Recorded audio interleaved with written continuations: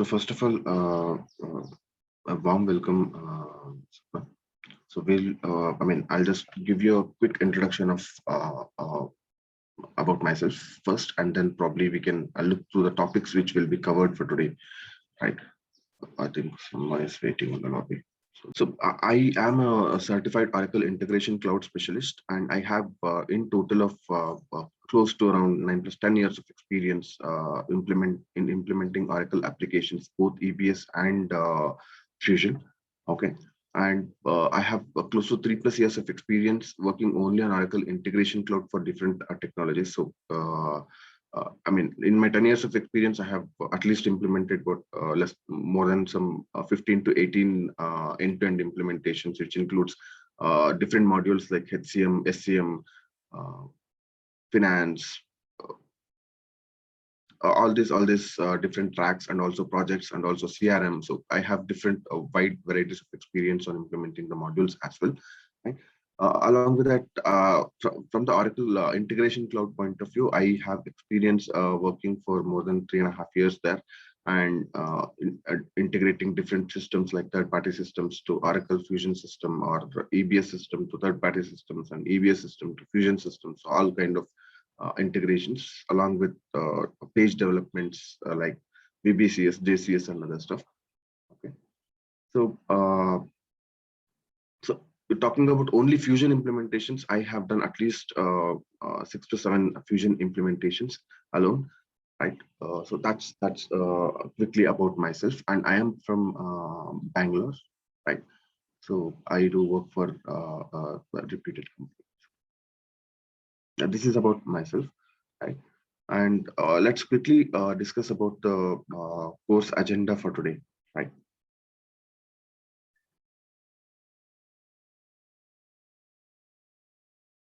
Yeah, just quickly discussing about the course agenda for today.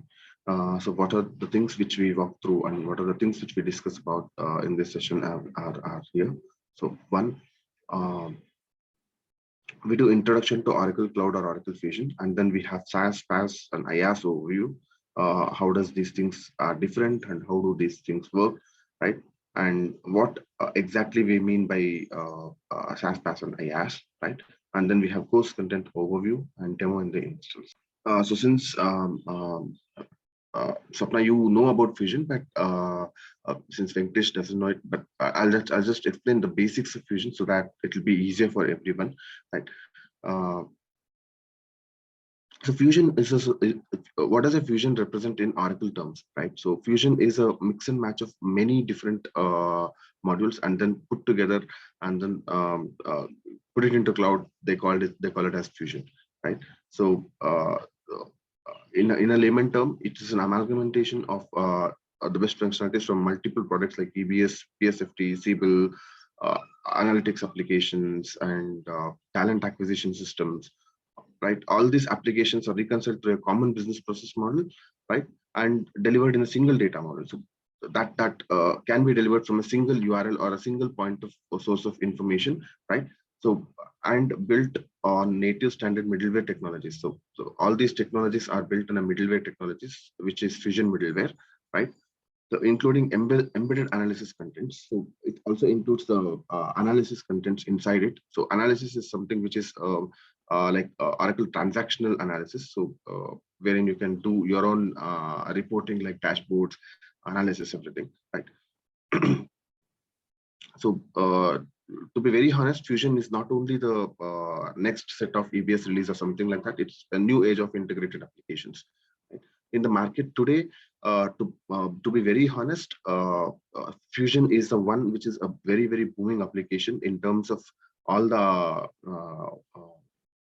we have, of course, we have Microsoft Azure and Google Cloud, but beating them is something which Oracle has the capabilities of.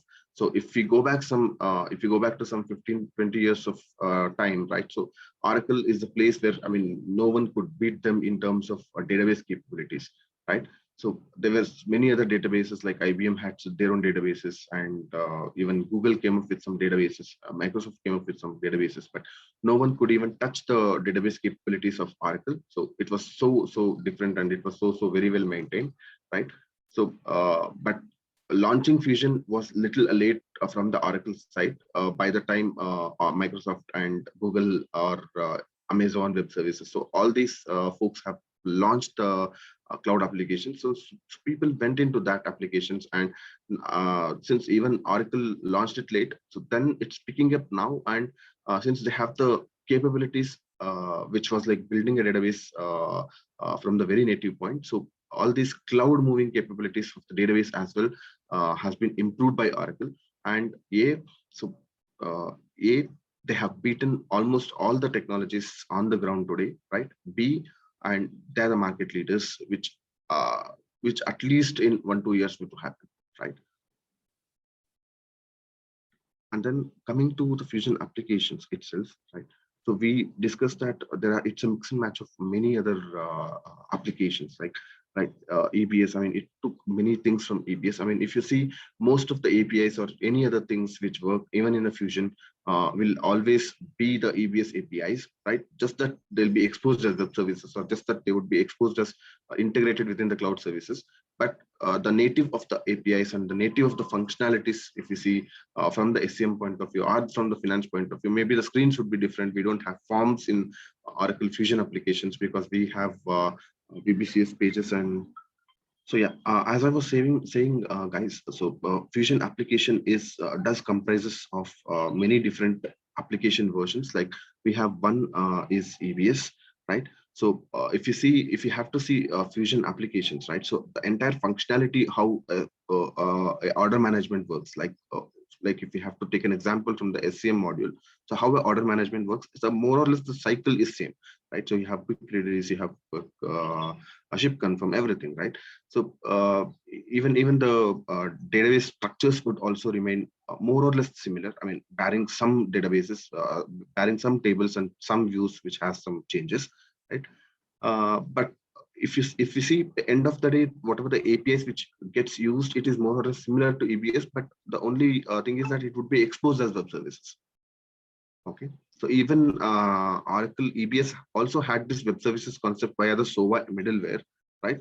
But that was not that hit at that point of time because everyone were using on-premise databases that time. So since EBS was on-premise, so everyone were using on-premise, and no one would even prefer to use the web services at that point of time. So since cloud is here, everyone prefer to use web services to connect to any different applications, right? So that's where all our native APIs of EBS have been converted to web services as well, and thus far serving the purpose of hitting that in the Fusion cloud. Okay, so one such application, I mean, as we were discussing, Fusion is a mix and match of many further applications, right? So one such application is EBS, and then we have PSFT, we have Siebel system of Oracle. There are some concepts which has been imported from Siebel systems as well, and then they have JD Edwards. I mean, these are the acquisitions of Oracle. So if I have to put it across in the rightful way, so Siebel was a different company some years back, right? JD Edwards was a different company some years back.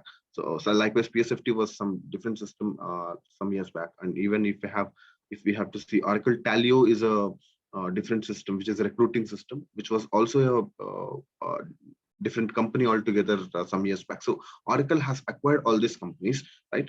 And then it did a mix and match of everything, and then it come up with a standard integration platform called Fusion, one integration platform which has all the capabilities to be performed on the Fusion technologies. Okay, so that comprises of your Fusion applications, right? And so in our Fusion applications, it contains business units, reference data sharing, hierarchy management, effective dates, modularity. So all these concepts will come in the Fusion applications, right? Which are existing in terms of HRMS, like effective dates were existing already, right? Business units were also existing already. So in ABS, so it's like a newer version of what they have to do.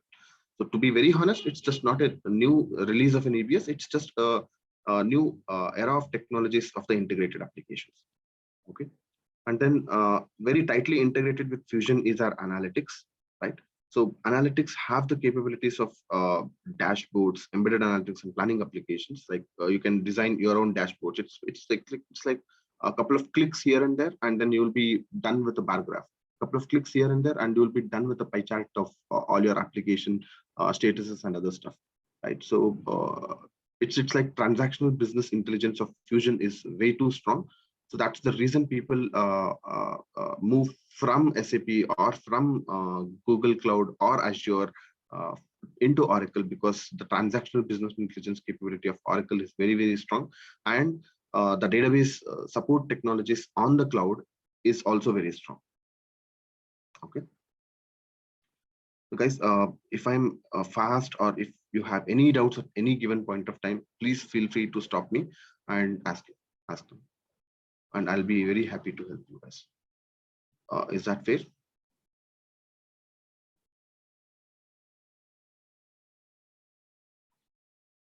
Yes. Fine. Yeah, great. Thanks, guys. I thought my my voice was muted or something. Yeah. Thank you. And then having a layer of application is the Fusion middleware. So we have, I mean, all these Fusion applications will be built on a Fusion middleware layer. So which is a protective layer which supports all the web services, pass instructions, everything, right? So that will be our Fusion middleware network. So that consists of our services security, like transport layer securities that gets implemented on the base layer of the framework, right? And integration development environment, so like VBCS or JCS or whatever it is, right? So all these capabilities also would be available in the middleware framework. Okay, so moving on. So let's understand what is IaaS, SaaS, and PaaS. Okay. So let's just look at what are the things which we do at on-premise systems, right? So in the on-premises systems, so we have applications, we have data, runtime, middleware, OS, virtualization, server, storage, networking, everything would be managed by us. So if you have seen the EBS databases, right? So you will have huge databases, and you'll have to maintaining that databases is like a cumbersome process, right? So you'll have to have a separate room and separate storing space for that databases, and then you'll have to maintain the temperature levels, and you'll have to maintain the clutches, you'll have to maintain the databases each and every day. So you'll have at least 1 or 2 persons who would be day and night monitoring those databases, right? And then you'll have DBS separately, who would be managing the software and infra of that particular databases, right? So all these things entirely would be managed by us in the on-premise systems or EBS systems, right? But what is it different having with IaaS, PaaS, and SaaS, right? So that we can understand what we manage here, so that will give us more in-front picture on how does a Fusion Cloud work over the on-premise systems. Okay, so if we have to come for the infra service, right? So we have 3 structures in our cloud applications. One is IaaS, one is SaaS, and one is PaaS. Okay, so IaaS is our infra service, SaaS is a software as a service, and PaaS is a platform as a service. Okay, so I'll just tell you the differences between IaaS, PaaS, and SaaS so that it will be easier. Okay, so when we say IaaS, it's these are the stuff which will be managed by us, right? So applications, data, runtime, middleware, and OS are something which will be managed by us. Or when we say us, it will be like the client company of Oracle, whosoever buys the Oracle as an application, right? And then virtualization, server, storage, and networking, all this would be managed by Oracle. So we don't have to worry about the storage. We don't have to worry about the servers. We don't have to worry about the networking. We don't have to worry about the virtualization. So all this will be managed by the Oracle. But the only thing which we will be bothered about is we will have to maintain the applications, data, runtime, middleware, and OS. OS is our operating system. I mean, whether it is Linux or Windows, whatever it is, right? These are the stuff which we manage in the infra as a service, right? So whenever we buy infra as a service, so we will also get I mean, it is similar to EBS, not that similar, but at least we will get a feel that we will have a separate private database network which we can manage by, which will be managed by our client companies or ourselves, basically. Okay. So we will definitely need a DBA or support from the database administrators to maintain all these applications, data, runtime, middleware, and then operating systems. So you will definitely need the help of a DBA to have this, right? So that's about infra as a service. And then a platform as a service. So what is platform as a service is it's just like applications and data which will be managed by us. Just everything like runtime, middleware, OS, virtualizations, everything would be managed by Oracle itself. So just applications and data. So like if I have to give an example for a platform as a service, OS is a platform as a service, JCS is a platform as a service, right? So for that matter, any of the middlewares which is by Oracle is a platform as a service. Even if it is not Oracle, it's a platform as a service, right? So we do have a platform, and we do have the applications, and we do have the data management systems, which can be maintained by us, right? And we don't need any DBA help or support for this. We can only it can only be maintained by a technical person, whosoever does know the basics of coding and basics of table management skills. So they'll be able to definitely able to manage these applications and the data, right? So so in the platform as a service, we can have something called as DBCS or ATP databases, autonomous transaction processing databases. So it's like a basic one small box of database which will be given to us, which with the size of some 50 GB or 100 GB, right? So we can just go ahead and create whatever the custom object structures or tables which we need, right? And then that will have capabilities to hit the web services, to hit the Fusion Cloud services, that is SaaS applications, or that matter IaaS applications, right? And then do a transactions using the applications, where the applications can be deployed into JCS applications, or it can be deployed into OIC applications, it can be deployed into VBCS applications, right? So it can be deployed on our middleware applications, right? Or a WebLogic server. Oracle also comes out with a WebLogic server on cloud as an option for cloud third-party systems, right? But it's not that much preferred, but yeah, they do have an option. Is it clear, the differences between the infra as a service and the platform as a service? Yeah, it's clear. Okay, great. And then we have software as a service, right? So software as a service is nothing but we will just get a URL of Fusion Cloud instance, right? And we don't have to worry about anything, and everything will be managed by Oracle, right? So we will not be having accesses to the databases. We will have just only the query accesses. We will not have any write accesses, so that we don't have to manage anything on the database point of view, right? So we do have custom objects creations like application from the application composer or from the user-defined tables point of view, but it's like way too limited functionalities, and we don't have access to any of the standard tables, any of the custom tables. We won't be able to create our own objects there, right? So it's just like a URL, and you have a that particular pod.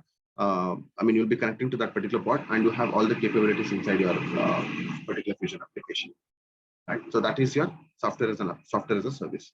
So basically, software as a service, it will have only a Fusion URL, and you will be working through that particular Fusion URL, right? So who will prefer the software as a service is the companies who doesn't have too much customizations, or they go with the standard applications, right? So they go with the software as a service, and the licensing cost, if you take only software as a service, will be less.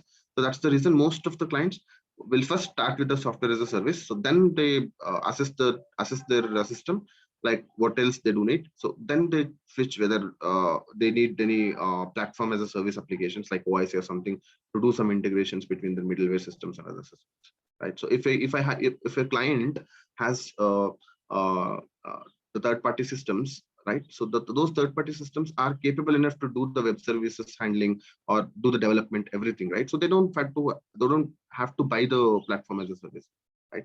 So they can do all the integrations and application development in their third-party systems and hit this SaaS, right? Or Fusion applications, right? In that case, they can only buy software as a service, right? But say, for example, there are some clients who has to provide some output data to third-party systems, and then they have to do some inbound integrations, right? And then they have to build some custom pages. Then they go for a platform as a service. So that will be useful when they don't have any development environment in the third-party system. So something has to be developed out of the Fusion application, because we can't develop any integrations in the Fusion applications directly. That's the reason we go for a platform as a service, so that we get applications and data, so which is a small storage of data. And then you have the place wherein we can write your Java codings or .NET coding, whatever it is, and then deploy it into our JCS or WebLogic or OSE. OSE is a booming platform now, right? The other options are hitting the sunset of Oracle, like JCS and WebLogic, but Oracle Integration Cloud is something which is way too strong compared to any other platform as a service applications. Okay. Similarly, if they want a privatization to happen, because they don't say, for example, some clients doesn't want to store anything on the cloud and with the public network, right? So they go for infra as a service, right? It will have applications, data, runtime, middleware, OS, everything will be managed by themselves, right? So they'll be given permissions to manage everything, and Oracle will not have access to their data or runtime, middleware, everything. So that's the reason some clients will go for infra as a service. And with the infra as a service, you can also have like Microsoft Azure or Google Cloud's platform as a service, and then that can be built upon the infra as a service which we have. Okay, so these are the mix and match of options which we have for SaaS, PaaS, and IaaS. Hope we are clear on all these three technologies now, right? When compared to the on-premise applications. Okay, yeah. Let's move forward. So moving forward, we have the same stuff which is explained in detail here. With some consumers and partners, right? So in the IaaS, so as I was saying, we have to configure and manage servers, operating systems, virtualizations or VM machines. Everything will be managed by us, right? And then web services, preparing web or application database servers. So this will be managed by Oracle itself. They'll manage and give it all of these things to us, like configuring a load balancers applications. So all these applications would be given to us, and we would manage these things. Okay. And then we have PaaS. So similarly, the same things which we were discussing. So data and applications is something which we manage, right? And the rest of the stuff would be managed by the partner or provider, that is your Oracle. And consumers applications is something which we manage. Okay. And then similarly we have SaaS. So everything would be managed by your provider or partner, that is Oracle, right? So it will manage the bottom layer, it will also manage the middle layer, and it will also host the applications also. You don't have to deploy any applications, you just have to run the hosted applications, which is using a URL, and then provide the login credentials, username and password, and then customize the objects or something which as per the capability. That's all. It's very limited functionalities, but yeah, we can do certain modifications like personalizations, application composers, page composers, so basic stuff which you can do and enable them. And we can also do the transactional business processing, like we can send some FTP files to different servers if needed. Like if we have to send some payment files to the bank, we can send them using BI reporting or using HCM extracts or using reporting capabilities of analytics and dashboards. Okay. Just a second, guys.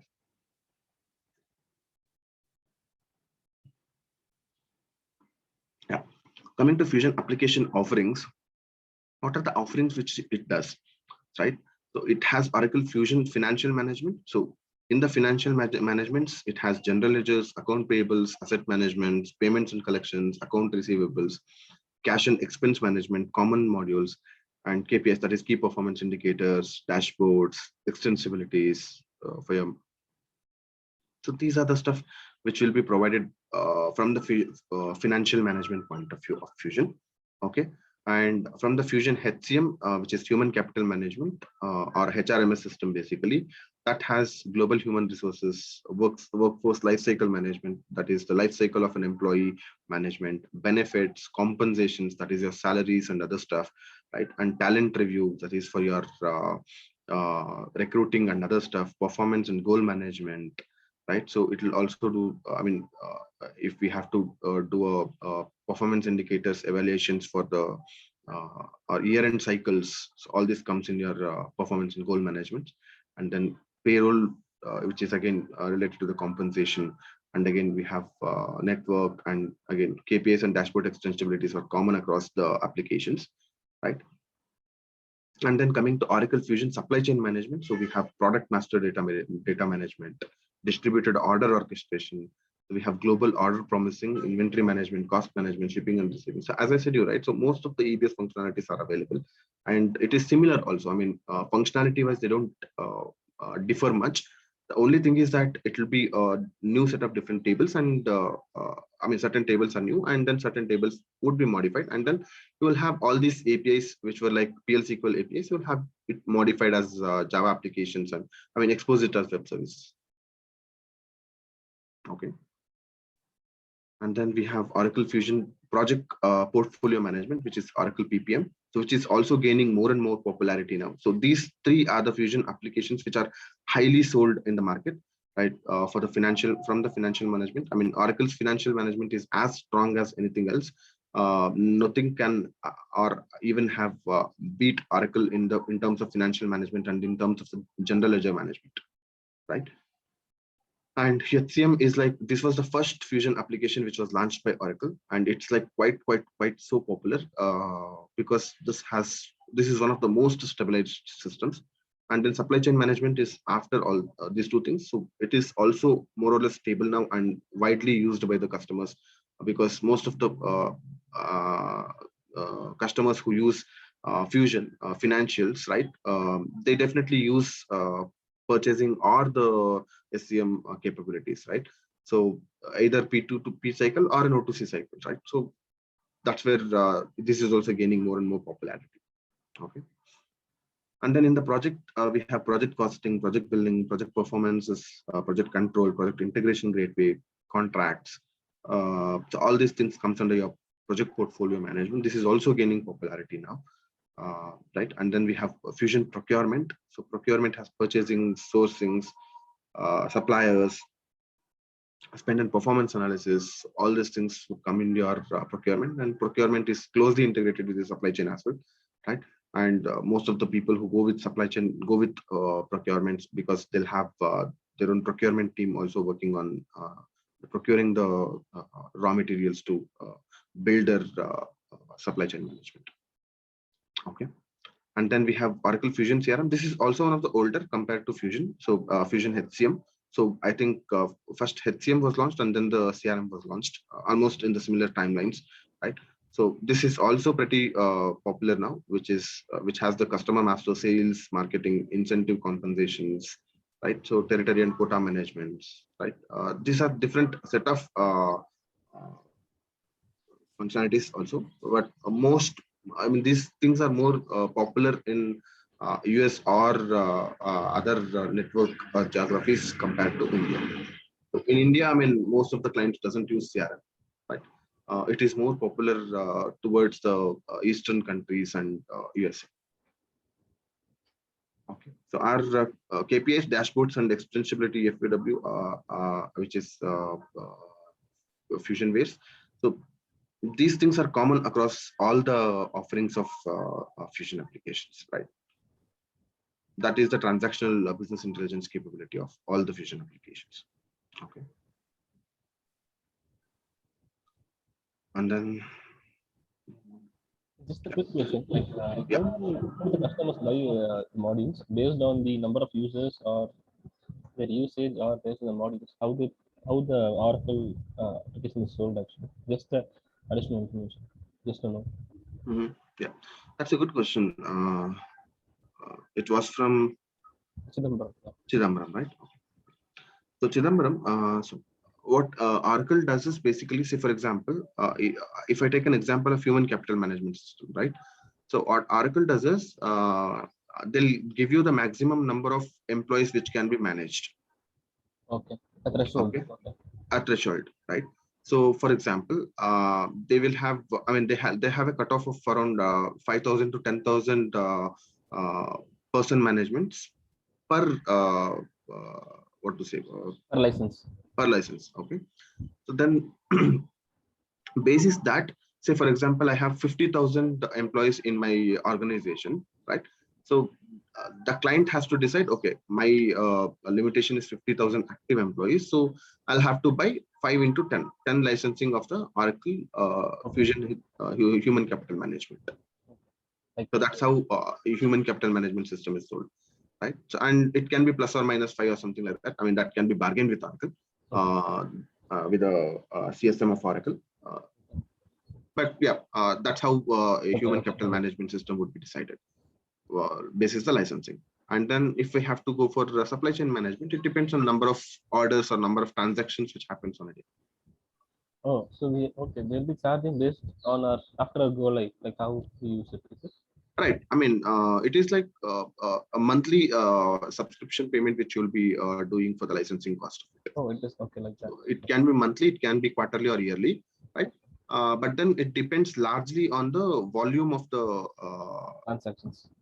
orders or volume of ledgers which we'll be using. Fair? Is it? Does it answer your question? Yeah, got it. Good. Great. Yeah.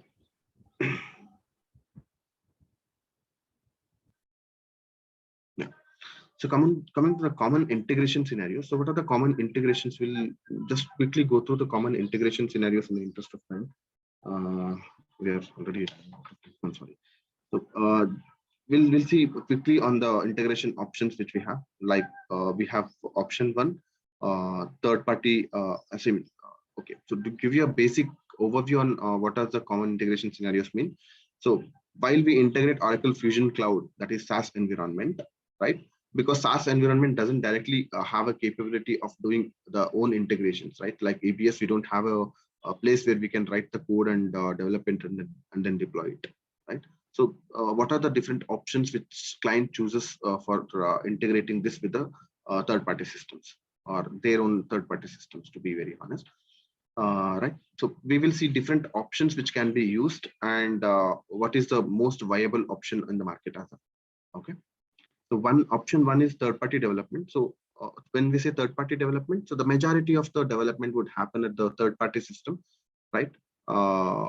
Because say for example, I have a SAP on-premise system and I have a Oracle Fusion Cloud system, right? So SAP on-premise system does have all the capabilities to do the coding and deploying applications and everything, right? Like REBS, right? So they can do all the development in that system itself and then hit the web services of Oracle Fusion and then do inbound or outbound integrations. Okay, so that's about the third-party development. So everything happens there. And then we have third-party middleware. So customer can choose, okay, so I'll buy Fusion Cloud, right? The SaaS application, and then I have a couple of third-party systems, right? But I'll not go with the OIC or JCS or WebLogic option of Oracle because it's expensive. What I'll do is I'll go with the MuleSoft or any other third-party middleware which is available in the market, which costs a little less for me. I mean, they'll think of that way, and they can also choose third-party middlewares. And probably some clients would be using third-party middlewares from long time, and they would have the licenses of those third-party middleware systems. Right? They can go ahead and use the same systems as well. Right? So in this case, the majority of the interface development to be done in the third-party middleware system. Right? And then option 3A and 3B are for Oracle, which is Oracle middleware, which is OIC with DBCS and OIC for SaaS. So there are two options of OIC as well. So one is OIC with DBCS. So majority of the interface development to be done in Oracle Integration Cloud for both of these things, right? So instead of third-party middleware, we have it as Oracle middleware here, right? So we have Oracle Integration Cloud with the DBCS and without DBCS. I mean, it's just a SaaS application. So I'll just tell you the difference between these two. So, so the difference, the major difference is that whenever we purchase OIC for SaaS, right? So one endpoint of the application should always be a Oracle Fusion instance. Okay, so that's the Oracle OIC for SaaS, which is defined as. So from the functionality point of view, so always one end of an integration should always be a Fusion system, Oracle Fusion system. Okay, so if not, then it will get converted into Oracle middleware, which is OIC with DBCS, and then that will have different implications and costs. Okay, so moving on, so let's quickly see how integration happens. Actually, I have a doubt. What does the DBCS stand for? DBCS stands for Database Cloud Service. So when I was explaining your PaaS, right? So we have something called as data to be managed. So how would we manage the data? So that is via the DBCS. So earlier they used to call it as Database Cloud Service, right? DB as application, right? now they have come up with autonomous transaction processing, because you will have ATP, that is autonomous transaction processing. So everything will be under one roof, and Oracle will be managing it in a better way. And all the transactions would be autonomous for us. So we will not have to worry about any data there. Right. So nowadays DBCS is also losing its picture. It is also going to hit its sunset very soon. So ATP is a new way of dealing the things. Heard So of basically, ATP, Swapna, anything? yeah, DBCS I have worked. So basically, it's like in EBS. How do you get the access to the instance where you can trick around your PL SQL, Right, all right. those Absolutely. things, right? So it's like So, a small box, as I said, you right. It's like a small box. Say, for example, they'll provide you 10 GB of space or 15 GB of space, basis your requirement and licensing, right? So you can go ahead and create your custom objects there, like tables, views, procedures, packages, everything. And then you can also trigger the web services and use them. I mean, you can manage the data there. I mean, whatever the custom data, which apart from, say, for example, all the customers, I mean, not 99% of the customers will not be able to fit their existing application to exactly into our Oracle Fusion application, right? As a SaaS application. So everyone will have their own company-side customizations or client-side customizations. Those customizations or those additional transactional data objects will go into our DBCS or middlewares, basically. so how it is different from the ATP? I mean, why it has come into a sunset So for the DBCS was holders? like an earlier concept of Oracle. Okay, when they had launched PaaS applications, so DBCS was like a earlier concept, and it didn't have any autonomous databases, right? So now what they are doing is they will have it managed with the autonomous databases. That's the reason they call it as ATP. I mean, you will not find much of differences between DBCS and ATP, to be honest, Swapna. It's just like their terminologies which they use it. When you say autonomous database, it's we will be able to create our custom table or Yes, custom we objects will be able to create it. and we do not have access to the Fusion tables, right? From there, we will not be able to have access to the Fusion tables, but yeah, what you can do is you can trigger the web services from there and then get the data from Fusion applications and then store it there. Okay. Okay. Yeah. Does that answer your question, Swapna? Yes, yes. Okay, great. So moving on, let's see what is our third-party development. How does it work, right? So assuming this as a third-party system, right? And this is our Oracle Fusion Cloud or Oracle Fusion SaaS application, right? So what we can do is we can develop the custom BIPs or custom extracts or HCM extracts we call, right? So this can be developed here, which can be directly put into a FTP server. It has FTP capabilities, right? So we can transfer this to a FTP server, right? From the outbound point of view. So this is one of the operations wherein we can, whatever the data which is required by the third-party system, we can directly create it as a BIP report or HCM extract, and then we can give the server credentials so that we can put it into a FTP server and we can schedule that program, right? So then that particular data would be read by the third-party system. I mean, development will happen here to read the file. Sorry to interrupt. FTP server in the sense, what is the outbound file? Mean? How we actually through a scheduled job, is it? The Oracle SaaS application. Yeah. So this is, I mean, whatever we have it at the left hand side. That is Oracle application. This is Oracle Fusion Cloud application. That is SaaS application. Okay. So we are not talking about any PaaS here. Okay. Right? Only SaaS application. So only SaaS application does have only capabilities of developing a custom BIP or an extract, right? So it will not have any other capabilities. PaaS will not have the option to create reports like BA report. We do have. Okay, that's what. Okay. Right. So there is something called as Oracle Apex. Have you heard of Oracle Apex? Application Express. So we can also do a reporting from Apex point of view as well. So all your DBCS or ATP would be linked or closely integrated with the Oracle Apex. Okay. Okay. But so we can only develop the BIP or extracts here. So whenever we have to do some outbound interfaces from Oracle BIP or extract means it's a normal BA report, right? Like what we normal BI report is. Okay. Okay. So we can do that, and using the web services. So there are two options again. So you can also use a web services to get this report as an output. You can also use a web service to run this report also, basis ad hoc basis. Say for example, I have a client system. They say that you don't run the report and keep it on the server because I don't have a FTP server, right? So I'll just give me a trigger so that I can only trigger the report, and then I can only read the data from that. Okay. Now, if they don't have a storage point, If they don't have a FTP server, so Okay. that can also be done.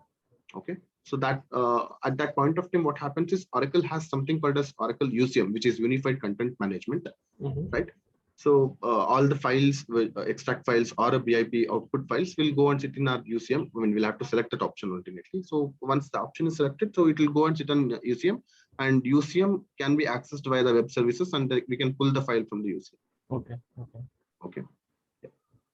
So basically or natively, what we can do is in Oracle Fusion Cloud is just to develop the custom BIP or extract, so that once these extracts are developed, we can send that to FTP server, and that can be used by the third-party system to read and update their own databases.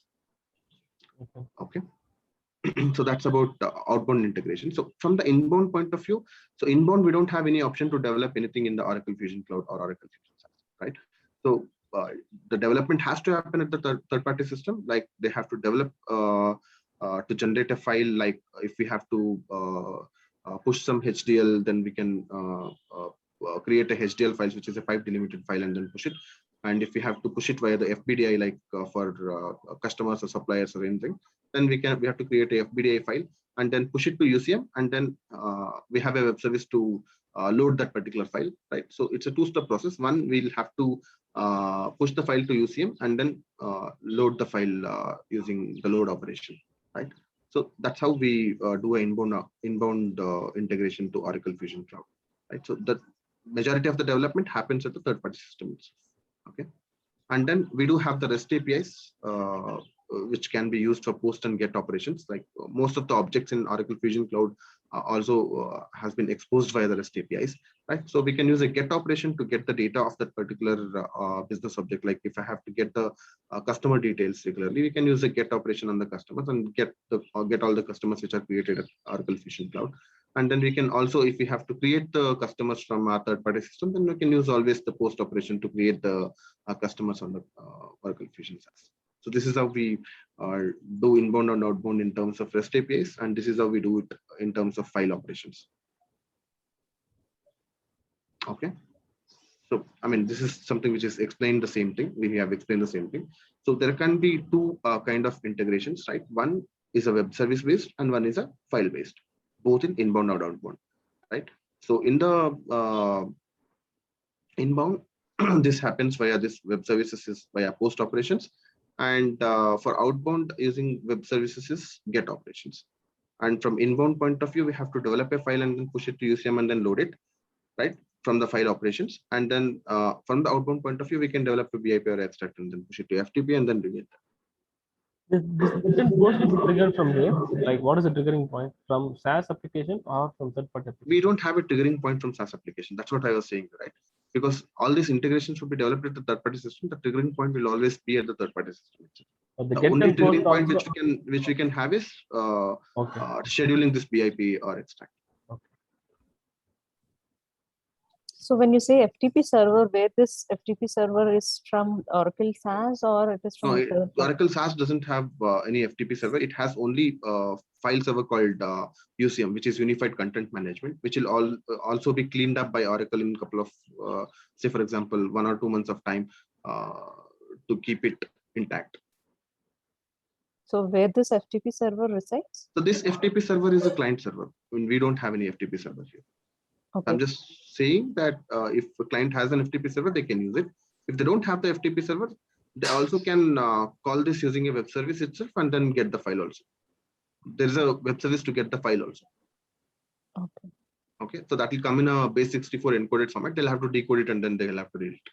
So in order to get the BIP report onto the FTP server, we had to do the connection and. Right. I mean that is provided in our Oracle Transactional Business Intelligence capabilities. Okay. Okay.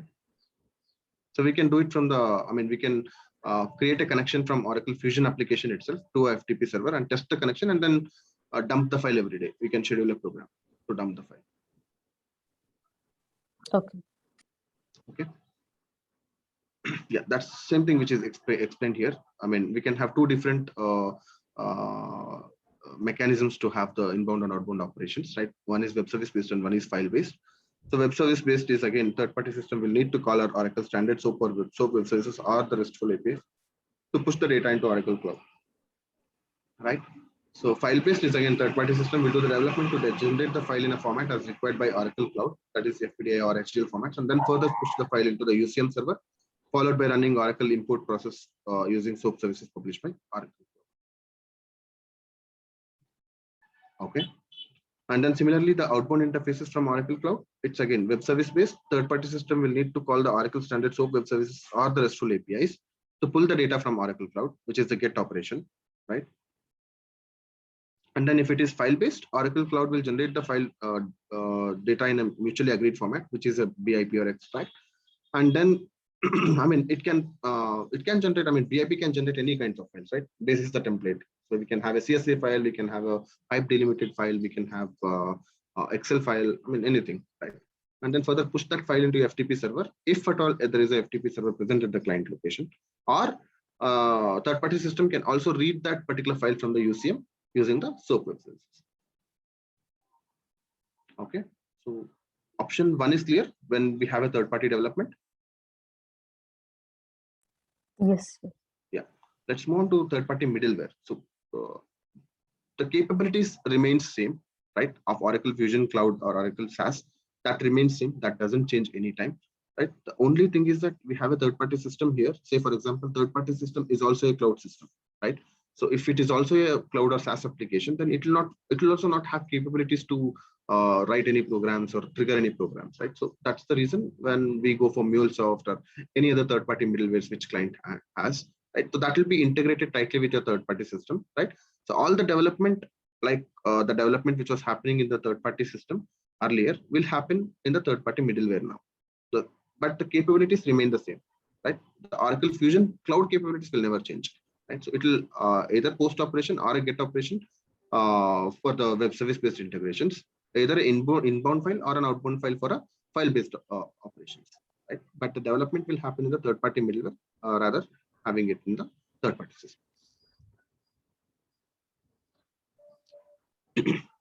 Is this clear? Yeah, when you say in the first option, third-party system, we don't have third-party middleware. So you mean to say in the third-party system itself, you have some middleware where you can use it. For example, SAP is a third-party system. Say, for example, okay, let's consider Oracle EBS only, right? So if you have Oracle EBS, you don't have to have you don't have to purchase any middleware, correct? Correct.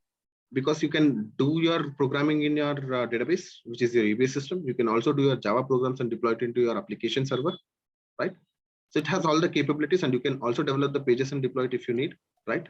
So everything can be done in the Oracle EBS application itself, and we don't need any third-party middleware at that point of time. If it is that kind of a system, then third-party system can handle all the integrations and mechanisms. But if the third-party system is a cloud application, like Oracle Fusion SaaS, like Microsoft Azure, right? So if that's the statement, then customer has to definitely use a middleware, because without middleware, they'll not be able to do any integrations. So my question is, for example, when you say the third-party system is Microsoft Azure, so it doesn't have the capability to understand the Fusion SaaS. It has to be some middleware that it has to translate or transform the data or understand the data coming from Fusion Cloud to Microsoft Azure. Correct. Yes. So what happens is, so Microsoft Azure also has a PaaS equipment, Swapna. So if I have only SaaS of Microsoft Azure, and if I don't have a PaaS of Microsoft Azure, then I'll not be able to integrate the applications, because it will also not have much of capabilities to call the integrations and develop the integrations and other stuff, because SaaS will only be a software as a service, so it will not have any capabilities to develop or build an interface. Okay, got it. if it has the If it has at the all, capabilities, then yes, we can directly go ahead and use it. If it doesn't have a capability, then we'll have to definitely go for a third-party middleware. It can be Oracle also, like OIC, or any other third-party middleware like MuleSoft. We have many third-party middlewares in the market. okay, got it. Okay. So that's on the third-party middleware. Okay. So rest everything remains the same, and then moving on to Oracle middleware, which is OIC with DBCs. So this is a Oracle Fusion Cloud application, and this slightly changes this because Oracle OIC will always be closely integrated with our Oracle Fusion Cloud, right? So everything over here would be like adapters, like SOAP or REST adapters, DB adapters. We have ERP or HCM adapters. We have FTP adapters. We have DBCS or an ATP which can be integrated with it, right? So all these options would be available in our Oracle Integration Cloud, right? And then this can directly deal with Oracle Fusion Cloud in a easier way, right? Say for example, if I have to take one particular integration wherein I have to send a FBDI file from a customer import or a supplier import file, let's say supplier import file to be sent from third-party system to inbound Fusion system, right? So what happens is we'll have to develop a file in the FBDI format and then push it to UCM using a SOAP web service, and then use another web service to hit a load operation on that, right? So, and developing all this will have cumbersome processes, right? So over here in Oracle Integration Cloud, so it has something called as ERP or HCM adapters that can easily take care of everything. You'll have to just drag and drop that particular adapter and then locate the file. It will take care of, you don't have to code anything there. It will take care of hitting the file into, placing the file into UCM and then loading it there, right? So all these things, because OIC is quite closely integrated with Oracle Fusion. So these are the additional capabilities which we get. We don't have to do much of coding here. So most of the things would be like drag and drop from the integration point of view. Okay. Similarly, we have SOAP or REST adapters. We can use SOAP or REST adapters wherein we can hit a REST endpoints or a SOAP endpoint and then get the output or do a post operation to input the data there. Right? So you mean to say that from a third-party system, I get a raw file? Okay, for example, it contains 10 columns. But my FBDA template is expecting only 5 columns, for example, for some supplier loading or something. So when you connect this third-party system via voice DBCS from the ERP or a HCM adapter or any of the adapters, it will understand that SAS is going to call, it is required only 5 columns and in the format which it, so it will understand and then convert the 10 columns to 5 columns. It will not directly have a capability to convert it. I'll tell you how do we connect to the third-party system. Okay? So I just told you about connecting to the Fusion Cloud, right? I'll also have to explain you how do we connect to the third-party system. Basis that will understand what are the capabilities it has, right? So say for example, let's take your example itself. So you are getting a file from a third-party system, right? There are with Oracle OIC Gen 2, which is generation 2, the capabilities are like it has a inbuilt file server itself, right? So with the inbuilt file server, they can place the file into the inbuilt file server here, or they can also place a file into a FTP server if they have any FTP server, right? And we can use FTP adapter to connect to this particular FTP server and get the file into our local server of Oracle Integration Cloud and then do the required transformations. So that required transformations can also be done using the mapping.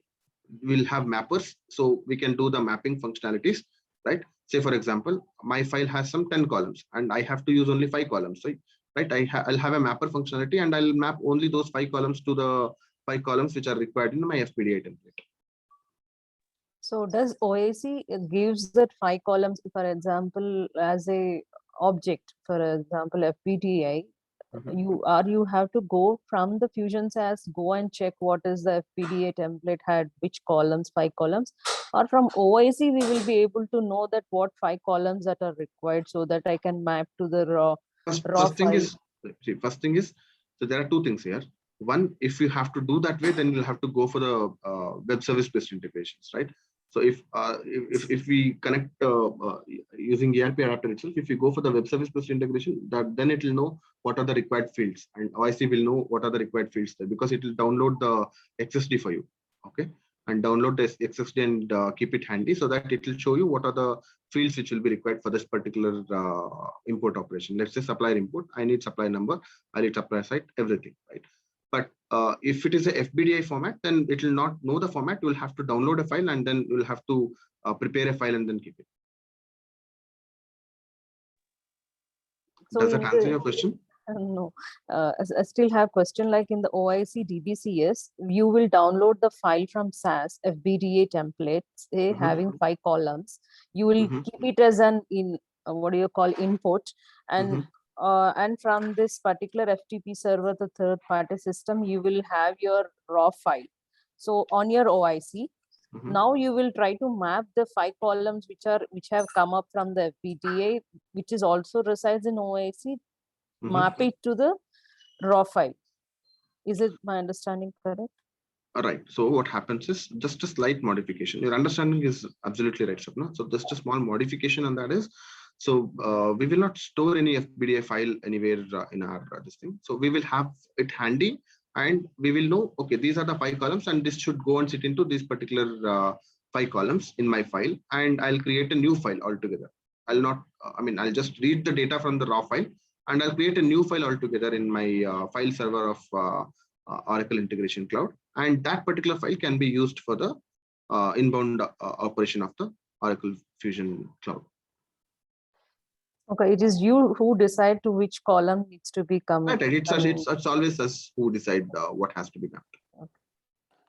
It's not taken as a it's just doing a manual thing, right? It's not automatic that you. Obviously, because system who doesn't know, right? Say for example, the column name from the raw file which is received by the third party system can be anything, right? It cannot necessarily be customer underscore number, right? So it can always be, sorry, it cannot be supplier underscore number, right? It can always be supplier space number. It can always be supplier NO, right? So it depends on what we have agreed with them, or what they are already sending it to their existing systems. It all depends there. That's the reason at least that particular mapper should be done by us. Okay, got it. Okay, that's a manual member. Yeah, got it. Okay. And then we have DB adapters. So DB adapters are widely used for connecting to databases like Oracle databases. So we can also connect to MS SQL databases. So all this we can use the database adapters, right? So while using database adapters, so the third-party application can enable the procedure or a package which can be read by this database adapters. Okay, it can also do post operations, like it can also, in that procedure, if we have a create table, or we can have anything in that procedure. We can just trigger that particular DB adapter. Okay, so for example, if I have to pull something from my database of Oracle EPS, right? So I can use a DB adapter and then pull the information and transform the application in my RFC, right? So once I transformed it to SOAP or a FBDA template, then I'll hit Fusion Cloud to push the data. It is vice versa, right? It's vice versa as well. Yeah. Vice versa as well. Vice versa will not have DB adapter because Oracle Fusion Cloud doesn't support DB adapter. You can use SOAP or REST to get the details, or you can also use ERP or HCM adapters to get the details, right? Or you can also use the FTP adapter to get the details, right? Okay. Yeah. So just, it's like all the, we have n number of adapters. We can have, we have, let me check if I have application access. So we can have n number of adapters. We have n number of adapters, like we have IBM adapters, we have Azure adapters, we have Google adapters, we have Facebook adapters. So everything, right? So all these adapters are like, those adapters actually understand the third-party systems capabilities as well, and it will be easier for us to do the mapping functionalities at that point. So that will be developed based on that particular system only, and it will be updated constantly as those adapters. So DB adapters are used only when you have access to the database. In case of EBS, you have access, right, to the database. Absolutely. I could say this. on-premise applications will come under, I mean, will be using the DB adapters. Right. Absolutely. Okay. So any doubts on OIC? How does this capabilities work?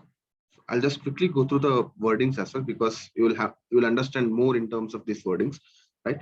So in terms of inbound interfaces to Oracle Cloud, so development will be done in Oracle Integration Cloud to get the data from the third-party system, right? So from the third-party system, we can get using either SOAP or REST, right, which is published by the third-party system, or a DB adapter or a FTP adapter. So that depends on what kind of technology they use, right? And either, I mean, what we can do is we can do two operations, right? One is called the Oracle Standard SOAP Web Services or RESTful APIs using SOAP, REST, or ERP or HCM adapters, and push the data into Oracle Fusion Cloud, or generate and push the file into Oracle Fusion Cloud, that is UCM server, followed by running the Oracle import process by invoking SOAP services using SOAP, ERP, or HCM adapter.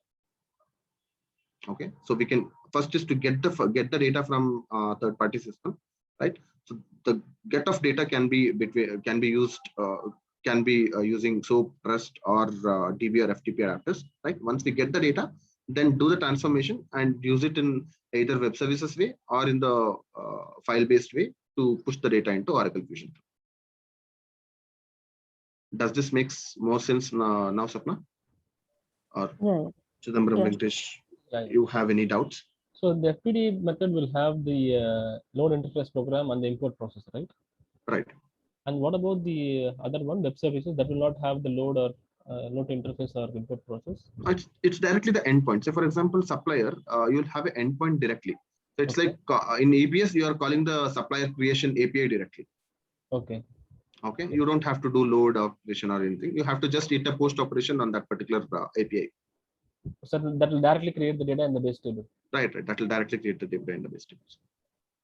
So then the validation will be missed, right? Like the loading the data to interface. At the end of the day, even if you load via the file, right, what happens is Oracle internally, what it does is that file, while processing that file, what it internally does is call these APIs only. Okay, so that is directly called. Okay. Right. That we can directly call also. And it does the validations because the same API will be called from file server also. The same API will be called from here also. Okay. Yep. From the outbound interfaces from Oracle in Oracle Middleware Cloud. So what we'll do is we will be development majorly will happen in OIC itself, right? To push the data to the third party using SOAP or REST published by a third party system, right? Or a DB or a FTP as agreed with the third party system. The extraction of data from Oracle Cloud before publishing it to the third party system can be done as well. So, the capabilities of either pulling the file or pulling the data or pushing the data into a third party system, it can either depend on SOAP, REST, or DB or FTP, right? Basis their native technologies and their adaptabilities, right? And then pushing or pulling the data from Oracle Fusion Cloud is different, right? We can use Oracle middleware.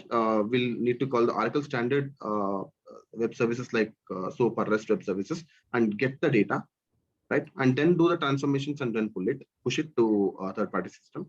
Or we can also get it using a file, that is BIP or extract, and then use that file, read that file, transform the file, and then push it to third-party system using any of the services like SOAP or REST or database or FTP. So in the case of EBS, say for example, I'll give you an example. So I understood your point, Sapna. Maybe I'll give this example probably, and then probably you can post your question. Just a moment. So what happens is, say for example, I have to push the supplier details, or whenever a supplier gets created, I have to push the details to my Oracle EBS, right? So I have Oracle Fusion SCM system where I create my suppliers, right? So once I have a scheduled program in my OIC, right? So which reads all the suppliers, right? So I can read the suppliers using any of the services, like I can use a REST API to do a get operation on the suppliers, on all the suppliers, or I can also write a BIP report in Oracle Fusion Cloud to pull and to select all the suppliers which has been created in last run and the before run of the program, and then those file or using the REST API, we read the data from the Oracle Fusion Cloud, and we do transform the data, use a database adapter or a EBS adapter. We also have a EBS adapter directly, right? So use a database adapter or an EBS adapter, right? And then, so if you are using database adapter, what we'll have to do is we'll have to create a procedure in EBS, which says create or update functionality of this particular API, right? And then we can use a database adapter and push the data into that particular, call that particular procedure, so that, and send the parameters whatever we have for the suppliers, right? It will go ahead and create my suppliers. Or you can also use the EBS adapter. We can directly call the APIs in the EBS, right? Okay. Okay. So I'll just conclude what I understood. Mhm. So in case of creating a supplier, when you have a sync with the Fusion Cloud to the Oracle EBS, so you can create a report, BI report, or you can use a SOAP or REST API web service call whenever for all the suppliers at a time, or a single supplier. When it is created instantly, you can move the data to the Oracle EBS. So for this, we need to have a middleware where you can use a DB adapter, and also you can use the ERP adapter. In case of DB adapter, you have the you can transform the data, and you will have in EBS a procedure or something which will connect to this DB adapter, and in the EBS you will have one procedure where you can call the API creation, Right. and which you will have a scheduled program where you can maybe it will run so that it will try to pick the data from the Oracle Fusion Cloud where suppliers are created, and it will create it. Right. The other thing is in the middleware, you have the ERP adapter where you have to just call the APIs directly from the middleware itself. Right. So if you have a EBS database, yeah, this is how the procedure is. But if you have a EBS database, I mean, customers would never go to the OIC, to be very honest, because OIC will be again additional licensing, right? So it costs on messages transferred per, license or something like that, right? So that's the reason people would prefer to stay on, prefer to have all the application integrations from the EBS itself, because it has application server and database server, everything, right? And it can call the database, it can call the Fusion Web Services from the application server. So people would prefer to have it there. But since some customers will have more and more applications like third-party systems, and if they have a future roadmap of eliminating dependency on the Oracle EBS, then people will choose, or customers or clients will choose Oracle Integration Cloud as one of the options. Okay. So you mean to say you have inbuilt ERP adapter on premises? Is it what you're saying? I'm not saying that. I'm saying we have in Oracle Integration Cloud, we have a EBS adapter, right? Correct. So using that EBS adapter, we can directly call the APIs also. Correct. Okay. What I was saying you is, so if I have Oracle EBS, I can, it's like a third-party system which can have all the capabilities to develop a web service, to call the web service, to get the file, everything, right? So all the operations can be done by that itself, right? You're talking about the option 1 to fit it, right? Yes, option 1. I was talking about option 1. Since we have option 1, it has all the capabilities. So we don't have to, customers would not prefer to go to OIC if they stay longer. if they have a long-term operation on the option 1. Say, for example, I have a customer, right? So if my customer says that, okay, I have my EBS and I'm slowly moving to Fusion applications, but my end roadmap is to completely move out of EBS, then I can't have my integrations from EBS, right? Then I'll have to have some middleware. You got what I'm saying, correct? So that's the reason they'll purchase OIC. So if they say that, okay, I'll have some applications in my Fusion and some applications in my EBS, then since my EBS will also be existing for a long time, then I'll use EBS as itself as a middleware, because it has all the capabilities to call the web services, retrieve the files and process the files, everything. Yeah, in that case, if at all, if he is moving out of EBS, why do he purchase the OIC in case it will not be, in the long run, even that OAC is also not required, right? If he's not. 19, say for example, if I have a HCM system, right? So 99% of the customers will at least have basic customizations and basic third-party systems, right? Like you'll have email. Email would be managed by the Active Directory team, right? So Active Directory team will always require the employees' information to keep the emails intact, right? So that one particular AD integration has to be developed. And say for example, payment, right? So whenever the say for example, I have a Fusion HCM system, right? And I have to pay out all my employees, right?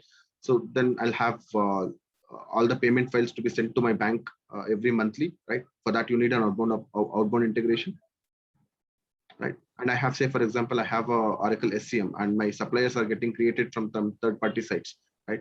So I need an inbound integration from them. So Okay. more or less, I mean, even if you have EBS or even if you have Fusion applications, right? The integrations will always be there with the third-party systems. So we cannot move out of the integrations because many things would be dependent on many other systems as well. Okay, got it. Okay. Yeah. That's all about our demo perspective, right? So I'll just quickly walk through in 10-15 minutes for maybe since this has started late. Just quickly walk through the topics which will be covered in our detailed session of this. Okay. When is the next class? Like by tomorrow or how it is? Yeah, I mean, I'm okay with any of the options, Vijay. Swapna, Venkatesh, Chidambaram, any thoughts? Sorry, yeah, Chidambaram, actually tomorrow also, the session starting from today itself. Today is the demo, so tomorrow we have the second session, and from Monday we are continuing this batch. Okay. What are the timings and what are the weekdays? Same timings, Swapna. So 7 to 8:30 India time. No, I mean Hmm. full days. I'm telling like All weekdays. week. It is like weekdays, Swapna. You'll have Monday to Friday, 7 to 8:30. Since this is a weekday batch, you'll have 7 to 8:30 Monday to Friday. So if we have any applications for weekend, then I mean, if we have at least 2-3 candidates, then probably we can switch to the weekend batch as well. So, Alright. we are continuing with the same link and same time tomorrow as well. Yes. Yeah. Yes, Chidambaram. Yes, absolutely.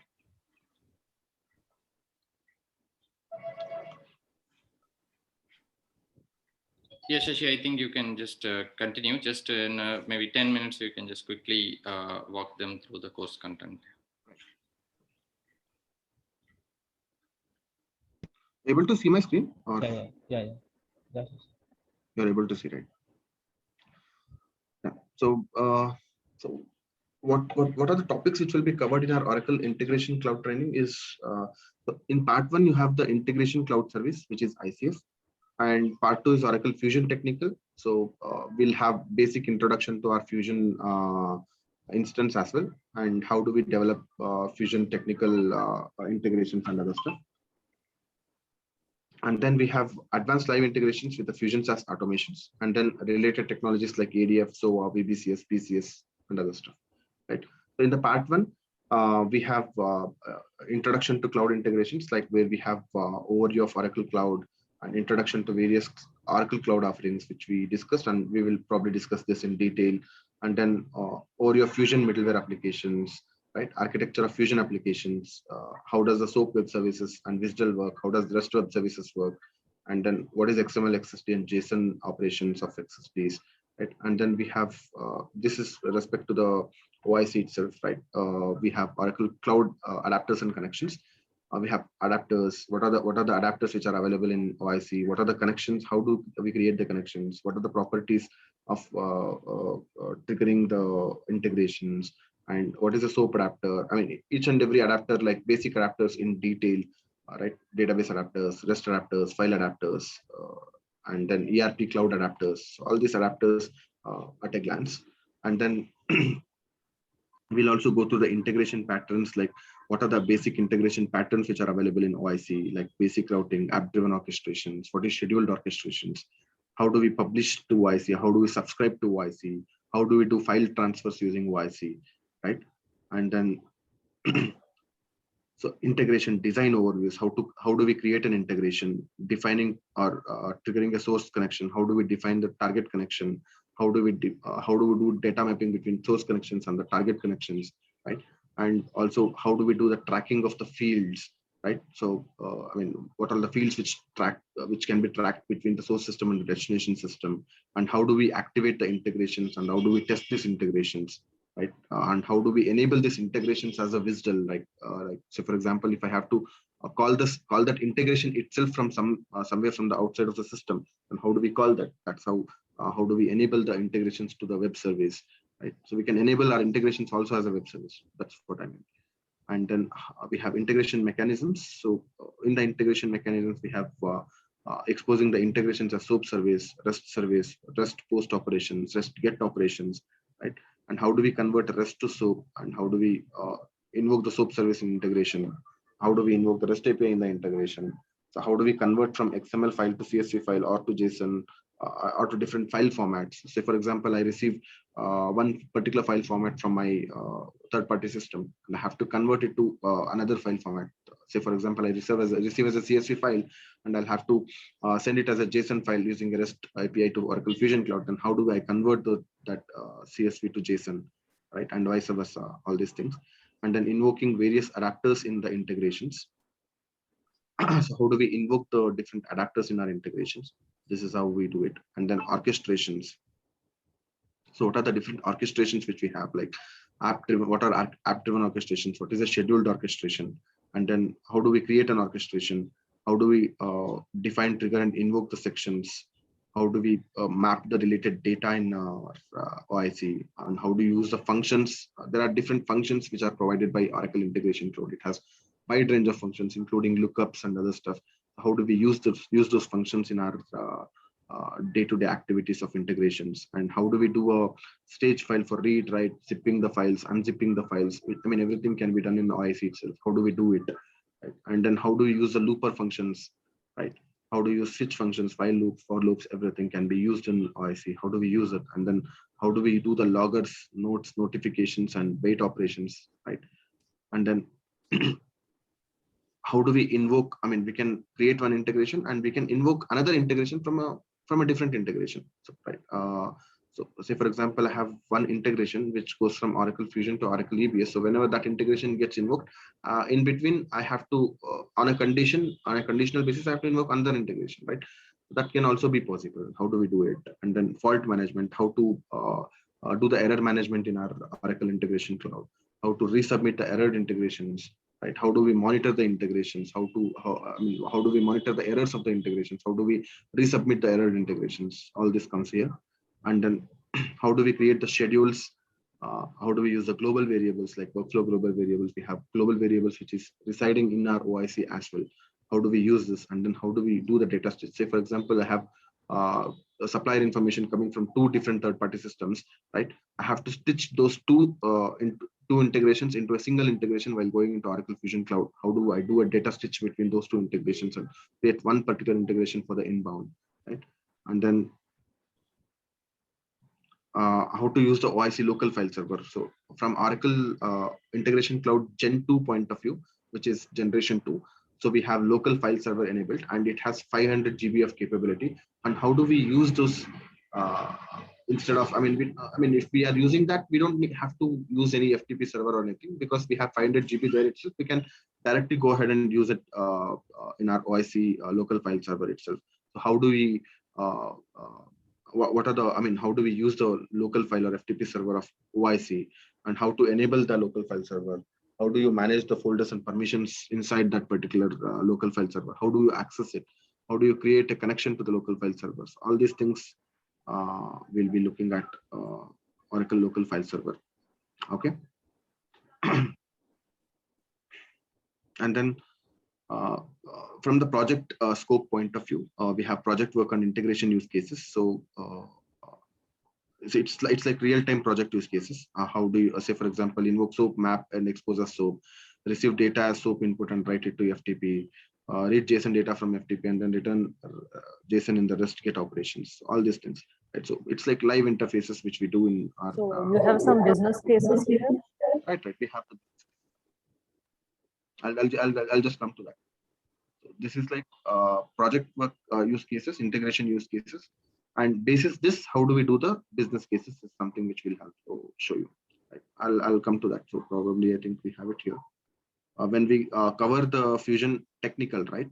So once we have covered Fusion technical, then we'll also cover the business cases as well. I'll just show you, right? So FBDI automation, like, yeah, these are the business use cases, like creating suppliers. We have 3 different options. One is Fusion integration using Fusion SOAP, and second option is Fusion integration using Fusion SOAP. That is source supplier data on-premise file system, and then Fusion integration source supplier data from FTP file. Right? So these are the 3 different business cases exactly, using 3 different technologies altogether. Right? So we have those cases as well. And we can also have ad hoc. I mean, if you guys have any specific requests, right? Like I need customer creation in my project. I use customer creation, so we need customer creation or something like that. So we can sit and discuss those interfaces and then create. I'll help you to create those interfaces. I'll also show you how to create those interfaces, integrations. So we'll also go through that also. I mean, that is something which we always take as ad hoc and continue. Okay. I was here and I was explaining data mapping. So how do you do the data mapping between the source files and the destination files, and the source adapters and the destination adapters? And how do you do the maintenance of integrations? Like, how do you say, for example, I have an OIC for my development instance and I have an OIC for my production instance. So how do I maintain those 2 instances? Like, how do I lift and shift the data from my development instance to production instance? Right? How do I do a packaging of my integrations? How do I do the tracking messages of my integration? So all this comes under the maintenance of the integrations, right? It's the same thing. And then Oracle Fusion Technical. So coming to Oracle Fusion Technical, so we'll have at least a good amount of 6-7 sessions covering the Fusion technical part itself, like architecture of Fusion applications, overview and accessing the Fusion applications, user interfaces, Fusion Navigator and tools sections, right? Introduction to a setup and maintenance, which is a major activity in Oracle Fusion, right? And also, how do we do an inbound integration to Fusion using FPDI, right? And then Fusion reporting. How do we do the reporting part of the Fusion, like OBI, OTBI, or BIP, right? How do we do it? So I mean, I'll not go get into details of it, but yeah, we'll have each and every detailed explanation for sessions for this particular topics. Okay. And then we have Oracle Enterprise Scheduler jobs, like how do we create ESS jobs from our existing BI reports, or how do we create a custom ESS jobs basis our reporting tools, right? So all these things, and how do you schedule a ESS job? So ESS jobs are like concurrent programs in our EBS, just to give you a basic idea on what is ESS, right? So we can also create a enterprise scheduler jobs on basis my BI reporting or HCM extracts, right? So that we can schedule them accordingly. Right? So all these capabilities. And then I was talking about UCM when we were talking about the integrations, right? So that's our universal content management. So how do we do import and export operations into our Oracle universal content management terms, right? And then we have advanced live integrations with Fusion SaaS automations, right? In that we'll go through the report integrations, like Fusion integration using SOAP with services, right? Run report and extract the data from the BIP, and then use that and send it to your FTP server. So how do we do it? And then FPDI automation, right? So in the FPDI, we'll do end-to-end integrations like YC or orchestration, and get the and read the data from the FTP and create a FPDI file, and then how do you import the file into my Fusion Oracle Fusion cloud instance, right? So all this would be part of this FPDI automation, right? And then how do you do the extraction of the suppliers? Like how do we extract the suppliers from the REST APIs and then send it to third-party systems? So this is about extracting the suppliers use case. and then creation of suppliers using, I mean, I was explaining you, right? So these are the very, very live interfaces, live integrations like so how do I get the suppliers source supplier data from on-premise database and schedule the integration to read the new records from the database, and then create suppliers records in Fusion, handle errors with OIC fault management, send notifications based on success or failure. So this is the success or failure of my integration. I can always send notifications to the users which are enabled of OIC. Just a minute.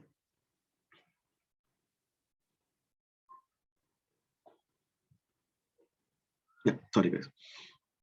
So how do you create the suppliers, like using database adapters or the EBS adapters? We read the data from the on-premise database and then schedule the integration to read the new records from the database and then create those supplier records in my Fusion. This is one of the live interface case scenarios where we use DB adapters and then use ERP adapters or the SOAP adapters and then push the file to Oracle Fusion and then load them, right? So we can have multiple options, like one is using SOAP adapter, push the file and then load it. One is using the ERP adapter, directly load the file. One is using the REST APIs. You directly invoke the API, supplier creation API, and then create the suppliers. So all these capabilities will be discussed on this create suppliers 1, 2, 3 parts, right? So and apart from that, if we need any other integrations, live integrations to be explained and to be incorporated basis the timings, we can also do that also. I mean, we'll have a full-fledged around 45 to 50 hours of session, close to 50 hours of session for the entire topics of this. So we'll have ample amount of time to create all those integrations, and we can also create any new integrations if your specific project needs has something on that. Okay. What I And think then is basically when you have been given a business case, you have to be in a position to actually design that, right? When it comes in integration, it's your decision making which adapter or which process you have to follow, or which is the one which is the feasible and more reliable path. Absolutely. Yes.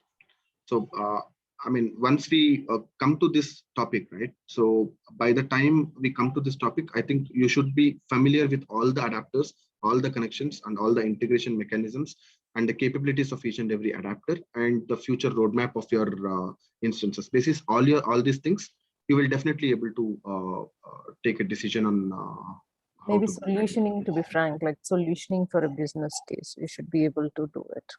Right. We will also help you on that as well. And so basically, solutioning is something which comes from what are the, I mean, understanding the existing stuff which is there in OIC, right? And second is understanding the future roadmap of your client, right? So basis those two things, we should definitely be able to do a solution for any kind of integrations. That's what at least my capabilities so far as of now been, because I actually work as a technical and solution architect for 3-4 projects in my present company, right? So that's, I mean, I strongly believe in that understanding the existing available options for my integration and then the future roadmap. So these two would drive a majority role to decide on which kind of an integration and which kind of a technology to go with. Okay. Okay. Yeah, I mean, at least by the time we reach here, we should definitely have that decision. I mean, we should be easily making our decisions by. Okay. Yeah. And then after this live business cases, then we'll also have an overview on ADF, SOA, VPCS, and PCS, right? So ADF is like it's like a little older technology now, because it was mostly more frequently used with JCS, Java Cloud Service, which is hitting a sunlight in near future of Oracle, right? We had JCS. I have worked on JCS as well earlier. So one of our JCS instances is getting upgraded now because Oracle is hitting sunlight and they have sunset, and they have Oracle itself has reached out to us saying that we'll not be using JCS in the future, but you will have to migrate it to either WebLogic service or to your Oracle Integration Cloud was the option given to us, right? So we can go through how to create a page and how to integrate it using the ADF as well. Okay. It's similar to Oracle OAF, but yeah, it's little advanced compared to Oracle OAF. So you're talking about this page will be used in the Oracle Fusion Cloud? Yes, yes. We can. What we can do is, so there are options like we can build a page, right? Like Oracle ADF page, and then we can use, say for example, I have a loan application page which has to be integrated with the Oracle Fusion HCM system, right? So all my persons who is available in my company, who are available in my company, so they can go ahead and apply a certain amount of loan in the company, which will be provided for some basic rate of interest, right? So I mean, one of our customers had that. So we had to create a loan application altogether in a JCS with using ADF and then deploy it to JCS. And then that can be integrated with Oracle Fusion Cloud, right? So you can create it as a widget or a tile. And if you click on that particular loan application, basis the SSO, it will directly take you to the loan application system, which looks similar to our Fusion SaaS application page itself. And then create a loan for your type, and then it goes to the approval management systems and other stuff. So you have to use your own custom tables for this. Right, absolutely. DBCS was the option which we can use, or ATP. Yeah. Yeah. And then we have Oracle SOA. I mean, we'll not get into much details of it, but yeah, we'll at least go through the basics of Oracle SOA, because Oracle Integration Cloud was evolved basis Oracle SOA, right? So Oracle SOA already had the capabilities earlier itself to do all these SOAP adapters, REST adapters, file adapters, DB adapters, mediators. All these jobs were done by Oracle SOA in our earlier times itself, right? So Oracle Integration Cloud is a new era of technology compared to SOA, but the building blocks has been come from Oracle SOA itself. Okay. And then we have Oracle Process Cloud Service. So Process Cloud Service is basically used for approval management and approval workflows, if we have any, right? Like BPM worklists, which we have it in Oracle Fusion Cloud, right? So to do the approval management systems and other stuff, we use this PCS, Process Cloud Service. Okay. That will also cover one business case as well to do the approval management system, right? And then we have Oracle Visual Builder Cloud Service.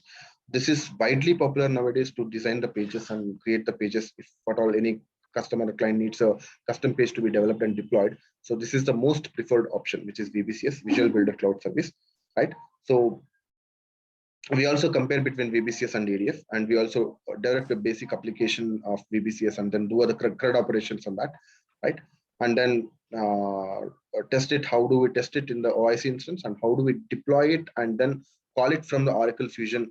How do we integrate it from Oracle Fusion Cloud, right? So we can create one application and then link it to Oracle Fusion Cloud and then call it from Oracle Fusion Cloud directly. I mean, we can create a tile or widget in the Oracle Fusion Cloud, and then we can call this particular application from there and then see how this works.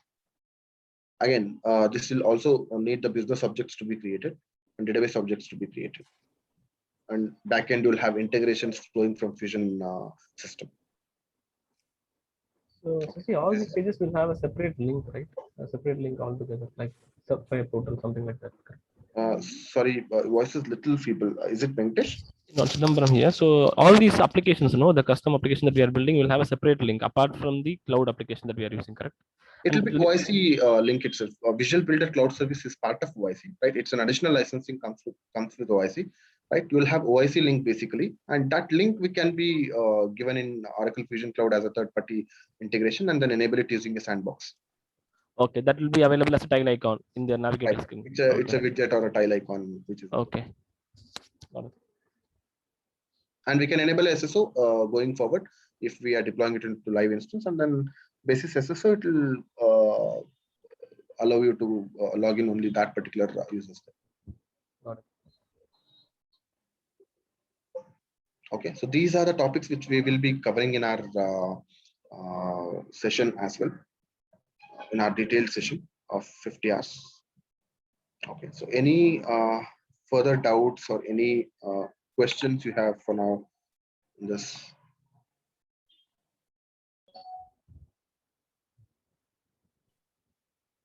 tomorrow probably we can go through one particular sample application which we'll have, so that you have the details on the sample application. I mean, how the basic application or OIC integration work. So maybe Okay. one small request is maybe tomorrow, maybe to join, it will be automatically allowing us to join in, right? Or you have to accept us to join in the meeting. I think it requires a exception to join it. Okay, then how will we let you know that we are waiting? I'll get a notification here. Okay. Chidambaram. Okay. Okay, so I'll get a notification here. Since I was in a presentation mode, my notification was not clearly visible. So it was on a corner. That's the reason it took me a couple of minutes to admit you. That's all. It will show a notification to me. Okay, not a problem.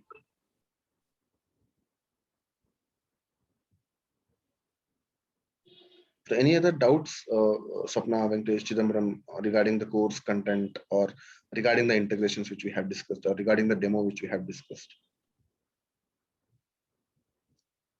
So where the recordings will be saved, like, and how to get access for these slides, like maybe to refer in future. So you will at least have instance access for 90 days, right? So you will have 1.5 months of your training, and then you'll additional 1.5 months you'll have access to the instances, right? So that you can go ahead and play around with the instance, right? And secondly, you'll also have training link access for 1 year, right, Vijay? If I'm not wrong, Yes. you'll provide it for 1 year, right? Yes, yeah. So you, Chidambaram, these videos will be recorded and it will be posted into the CloudShine cloud. We will provide you the link and the password to view this video, so you can access our website, and from there you can view the videos for 1 year. So after today's session, we will share those link and then access for you. Thanks. Okay, so anybody else, any other questions? Okay, good. So in case if you have anything, you can just drop us a WhatsApp message. You can see the number 8908-123-123. So in that number, you can drop us a WhatsApp message. And so our admin team will reach out to you to take you further into this training. And then once you join, we will share you the instance, and you can just start to practice on the instance. And then sorry, yeah, we have our instructor, and if you face any problems, so he's there to assist you and clarify your doubts. If you face some problem in working out, so he's there to like help you out to complete the integration training. Okay, so any other questions, you can reach out to us, and we'll request our admin team to contact all of you in this batch. Okay, thank you so much, Sashi, and thanks everyone for joining this demo session. Thanks a lot. Thanks everyone. Thanks everyone. Thanks, Chidambaram. We'll meet you.